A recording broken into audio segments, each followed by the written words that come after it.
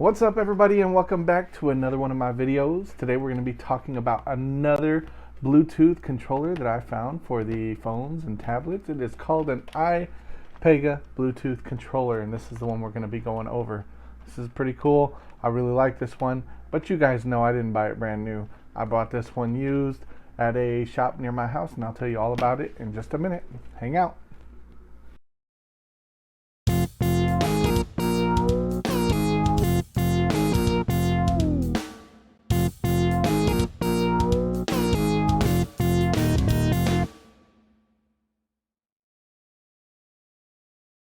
Alright you guys, let's go ahead and get started. Yes, this thing is another one of those Ipega Bluetooth controllers. I looked up the model number for you guys because it doesn't have the model number on the back there. Okay, it just has voltage and battery size and whatnot, but it doesn't actually have the model number sitting on this thing. So I looked it up.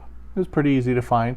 I just went to Google and typed up Ipega Bluetooth controllers, and a whole bunch of them came up, and I just clicked on the one that looked most like this one, matched up exactly, and did a little bit of research, and the model number of this one is called an Ipega PG-9023.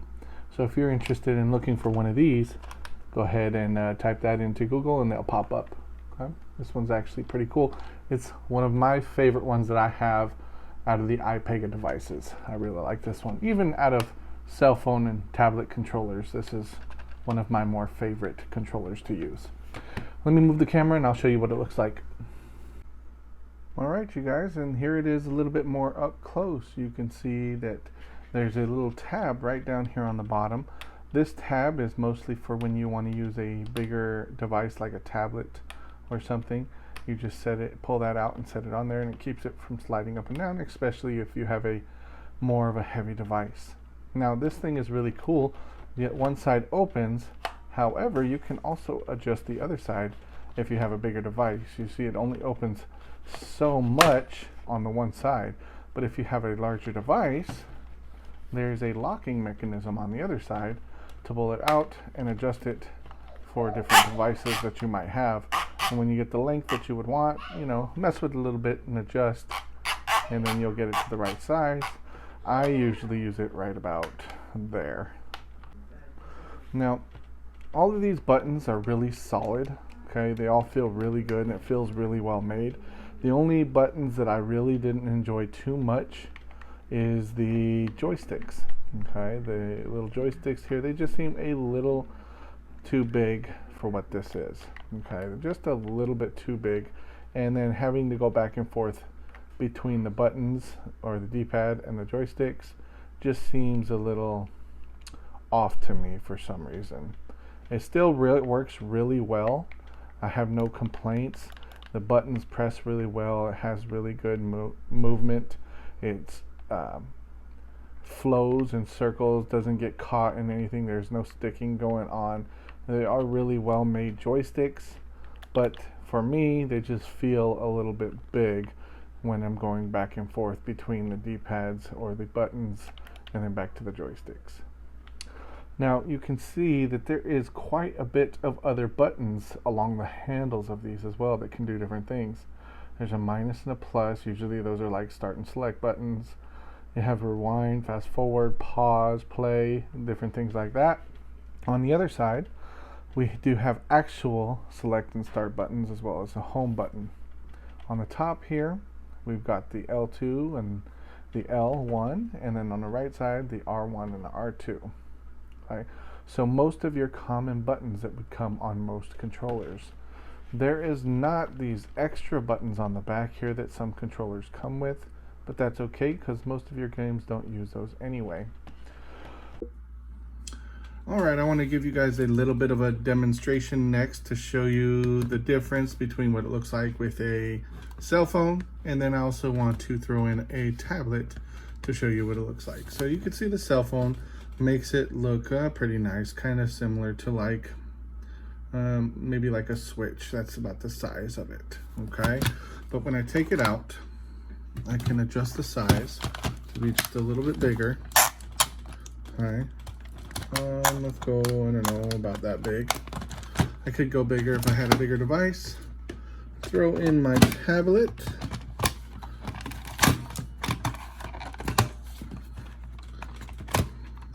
Make sure I lift up that bottom portion.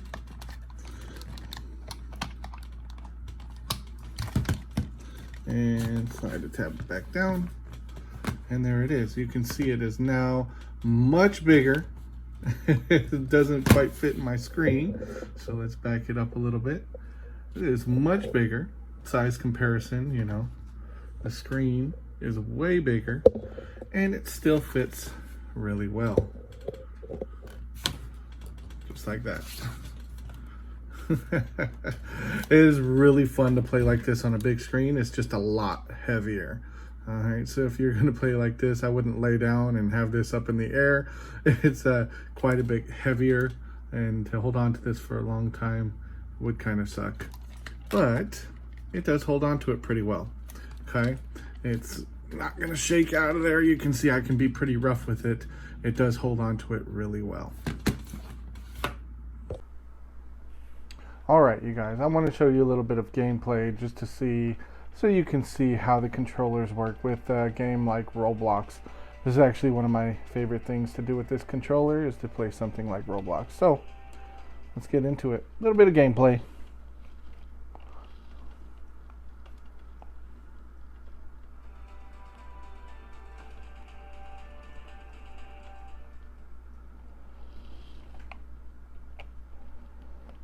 They are stupid to think they will win.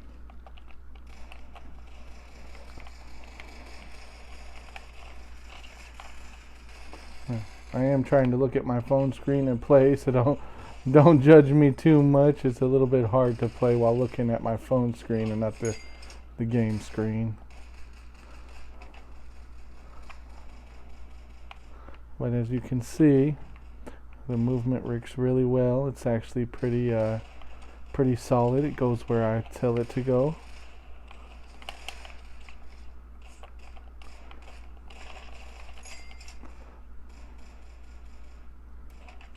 Does look like my game is a little bit laggy.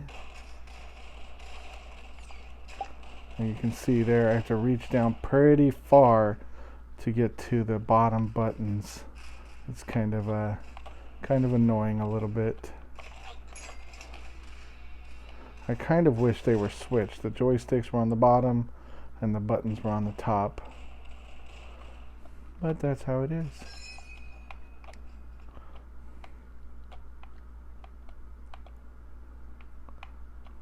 Ninth place, and I didn't even kill anybody. Ain't that funny?